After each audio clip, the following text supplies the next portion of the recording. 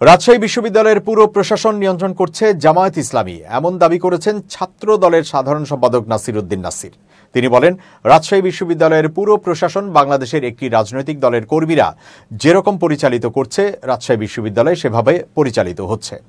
Dhaka college ছাত্রদল আয়োজিত ছাত্র জনতার জাগরণের জুলাই অনুষ্ঠানে প্রধান অতিথির বক্তব্যে তিনি এই দাবি করেন। তিনি আরো বলেন, রাজশাহী বিশ্ববিদ্যালয়ের মাননীয় ভাইস চ্যান্সেলর রয়েছেন, মাননীয় প্রো ভাইস চ্যান্সেলর রয়েছেন, মাননীয় প্রক্টর রয়েছেন। তারা সরাসরি বাংলাদেশের একটি রাজনৈতিক দল জামায়াত ইসলামীর, যারা অতীতে কর্মী ছিলেন, এখনো পর্যন্ত জামায়াত ইসলামীর রাজনীতির সঙ্গে সরাসরি সম্পৃক্ত, তারাই রাজশাহী বিশ্ববিদ্যালয়ের প্রশাসন পরিচালনা করছে।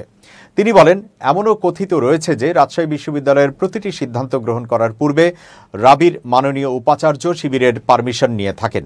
শিবিরের অনুমতি ব্যতীত তিনি কোনো সিদ্ধান্ত গ্রহণ করতে পারেন না।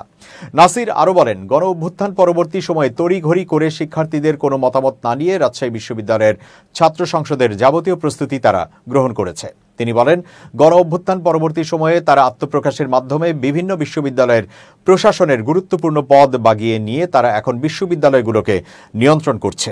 সুতরাং বিশ্ববিদ্যালয়ের উপাচার্যদেরকে আরও স্বাধীন চেতা হওয়া উচিত এবং শিক্ষার্থীদের স্পিরিটকে ধারণ করে প্রতিটি সিদ্ধান্ত গ্রহণ করা উচিত বলে আমরা মনে করি।